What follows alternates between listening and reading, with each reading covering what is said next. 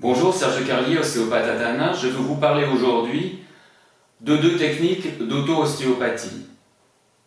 Premièrement, je vais commencer par la pratique et ensuite ceux qui souhaiteront aller plus loin pourront regarder la deuxième partie qui sera théorique.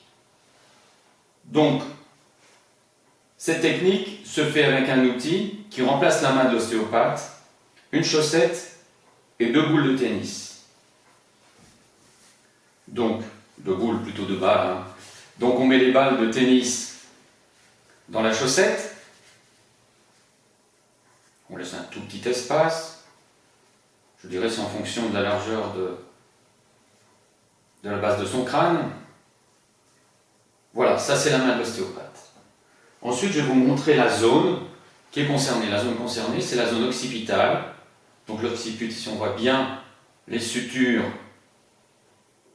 entre l'occiput et les pariétaux. Bien entendu, si on regarde en dessous, on voit que l'occiput va jusqu'au processus basilaire. Et ici, on a le foramen magnum, dans lequel passe la moelle épinière. Ici, on peut ressentir une petite pointe, surtout chez les hommes, qui s'appelle l'ignon. Donc on va placer les deux balles de part et d'autre. Donc il y aura donc une première technique qui sera une technique qu'on appelle la compression du quatrième ventricule, qui sera statique. On va rester positionné dans cette zone-ci. Puis ensuite, on va aborder des techniques de trait tiré ou de compression sur toute la zone d'assertion supérieure de certains muscles du cou. Il y a donc une ligne inférieure et une ligne supérieure. On comprend bien que ceux qui sont sur la ligne inférieure seront en dessous et que les muscles qui sont sur la ligne supérieure seront au-dessus de ces muscles-là. Ces petits muscles-ci sont très intéressants, ils vont s'insérer sur l'atlas, première cervicale, et sur l'axis, deuxième cervicale. Voilà. Donc tout à l'heure sur un plan théorique, on ira plus en détail sur le nom de ces muscles. Donc maintenant, nous allons passer à l'aspect pratique. Donc on va donc se mettre sur le dos.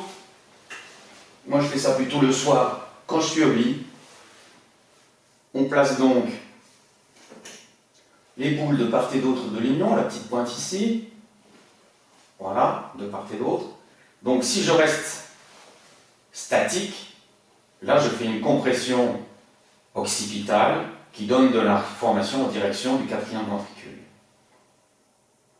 Moi, souvent, je reste comme ça et j'arrête un peu quand j'en ai assez, quoi.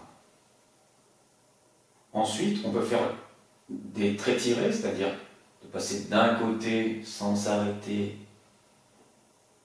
à l'autre. Ou autrement, quand on sent un point de douleur, j'en ai un par exemple ici, eh bien je reste dessus statiquement. Souvent, il faut attendre au moins une trentaine de secondes pour sentir que la douleur va disparaître. Ce qui est assez intéressant aussi, c'est d'aller plus loin que l'occiput, c'est d'aller vers la mastoïde qui se trouve sur l'os temporal.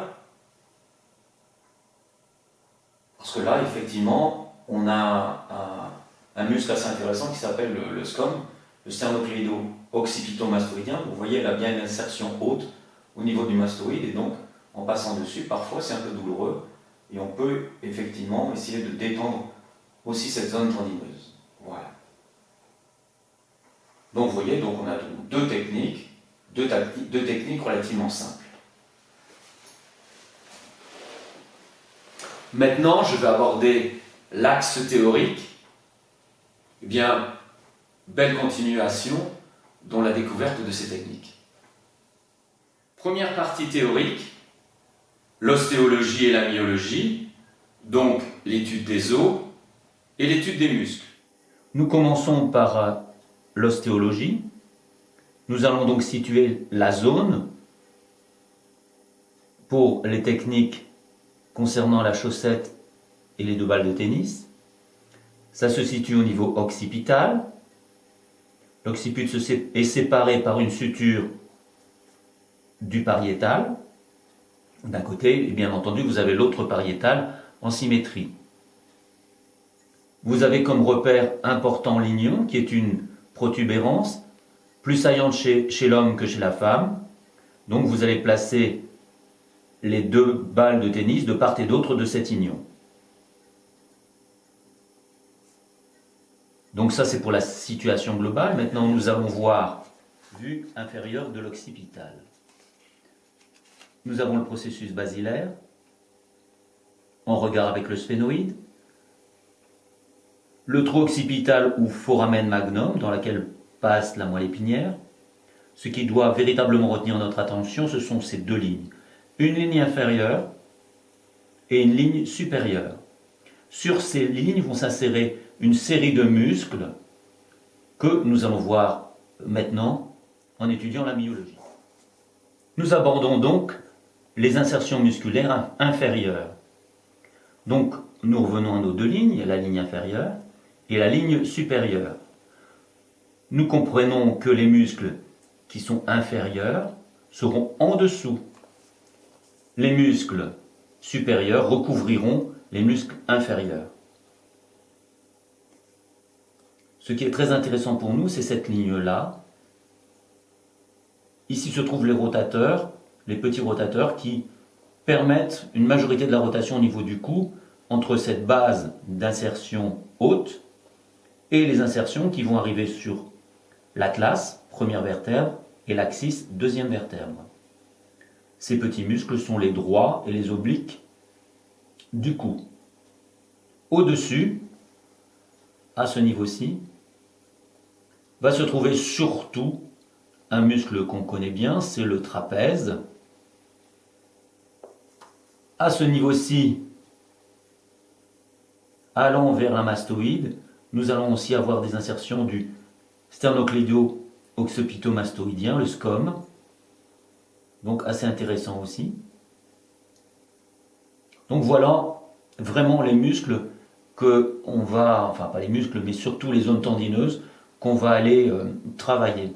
Donc c'est effectivement intéressant de mettre les balles de tennis assez basses, puis les monter légèrement, sachant que elles peuvent effectivement englober la totalité, mais on peut quand même jouer un petit peu avec ça.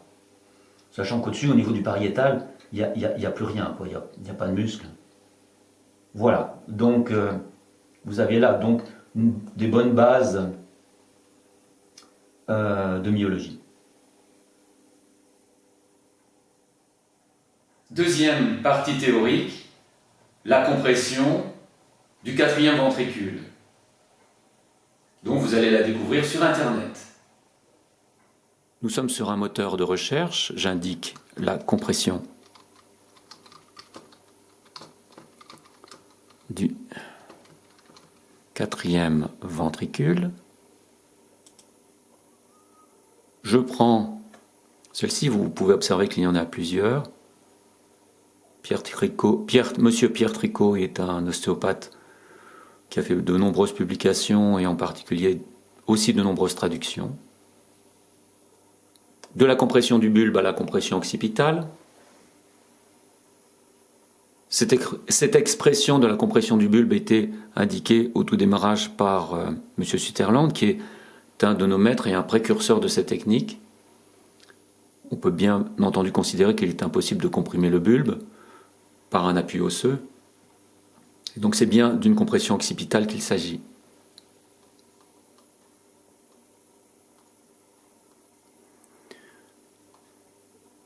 Donc ce concept est indissociable du concept de la fluctuation du liquide céphalorachidien.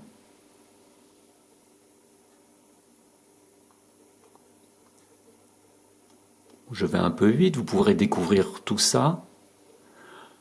Bien entendu, cette technique est une technique majeure dans l'ostéopathie crânienne.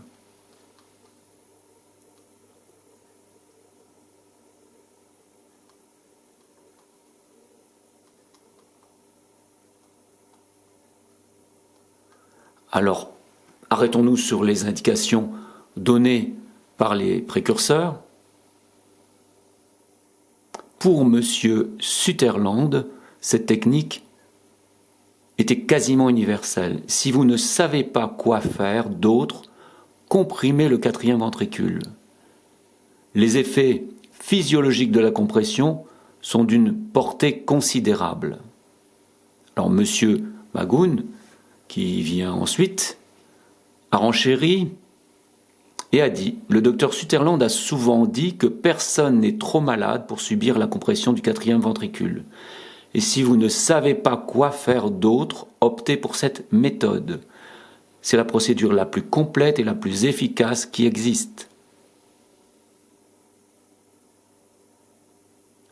Il l'a présentée également comme une technique aux indications très étendues. Il insistait aussi particulièrement sur son action d'huile dégrippante. Alors, comme bien entendu ce liquide céphalorachidien se situe et circule au niveau de tous les méninges, il se trouve également au niveau de la moelle épinière. Donc cette action d'huile dégrippante est intéressante également pour le rachis. Maintenant, je vous convie à aller vérifier tout le reste. Je veux juste vous montrer de quelle manière on fait cette technique en ostéopathie. Voilà, donc le placement des mains, puis le placement des mains au niveau du crâne. Voilà.